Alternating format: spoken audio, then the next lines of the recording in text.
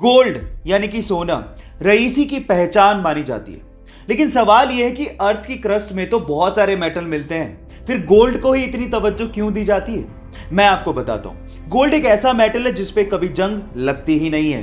Actually जब भी कोई मेटल ऑक्सीजन और मॉइस्चर के कांटेक्ट में आता है तो उस पर जंग लगनी शुरू हो जाती है, जैसे कि लोहे का ब्राउन हो जाना, चांदी का काली हो जाना, कॉपर का ग्रीन हो जाना। ये सब कोरोजन यानी कि जंग लगने की वजह से ही होता है। लेकिन गोल्ड एक अनरिएक्टिव मेटल है जो ऑक्सीजन और मॉइस्चर के साथ रिएक्ट करता ही नहीं है। इसीलिए अर्थ की क्रस्ट से जब सोने को निकाला जाता है तो उसे प्रोसेस करने तक की जरूरत नहीं पड़ती, क्योंकि वो प्योर फॉर्म में ही पाया जाता है। क्या इसके पहले तक गोल्ड की एक खासियत आप लोगों को पता थी? और अगर नहीं पता थी तो चैट सेक्शन में लिखना मत भूलिएगा। गाइज, ये तो आपको पता ही है कि प्लेन्स बहुत ज्यादा भारी होते हैं।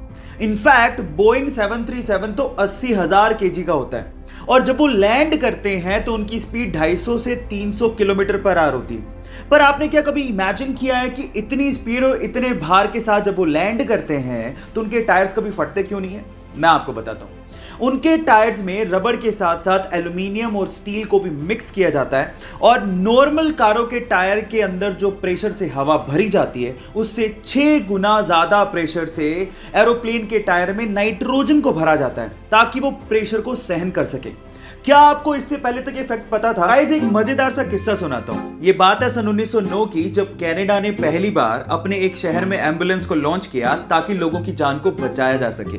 लेकिन हुआ उसका कुछ उल्टा ही। वही एम्बुलेंस शहर में टेस्ट ड्राइव के दौरान एक बंदे पे चढ़ गई और वो बंदा बुरी तरह से घायल हो गया। और मजे की बात यह है कि वो पहला बंदा था जिसे उस एम्बुलेंस ने हॉस्पिटल तक पहुंचाया था। यह अजीब सा किस्सा आपको कैसे लगा? चैट सेक्शन में लिखना मत भूलिएगा।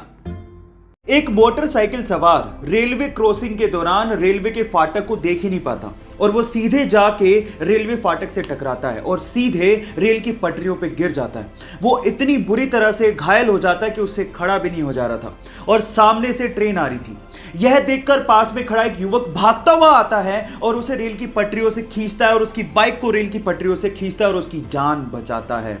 अगर आखिरी समय पर वो बहादुर लड़का नहीं आता तो शायद आज वो बंदा जिंदा ही नहीं होता। सो गाइस, उस बहादुर लड़के की बहादुरी के लिए एक लाइक तो बनता है।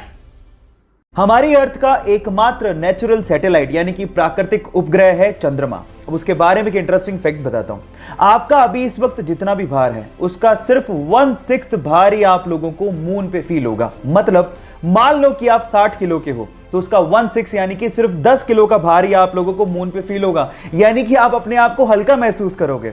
और यह होता है ग्रेविटेशन की कमी की वजह से। और अगर मान लो आपको अपना भार कम करना है तो जिम जाने की बजाय आप चंद्रमा पे चले जाओ, वो ज्यादा अच्छा है। Just kidding. ये आपको पता था या नहीं पता था? चैट सेक्शन में लिखना मत भूलिएगा। गाइस, मैथ का पजल सोल्व करने से ना दिमाग बहुत तेज होता है। तो चलो मैं आपसे एक मैथ का सिंपल सवाल पूछता हूं। सपोज करो कि आपके पास एक मैथ का इक्वेशन है जिसमें लिखा हुआ है 5 + 5 + 5 + 5 = 555। अब सबको पता है कि गलत है, लेकिन अगर मैं आपसे कहूं कि आपको सिर्फ एक लाइन यूज करनी है, कैसे भी एक लाइन, और इस मैथमेटिकल इक्वेशन को ठीक करना है, बस आपको यह याद रखना है कि आपको इक्वल को क्रॉस नहीं करना। करके दिखाओ कैसे करोगे? 10 सेकंड का टाइम देता हूं।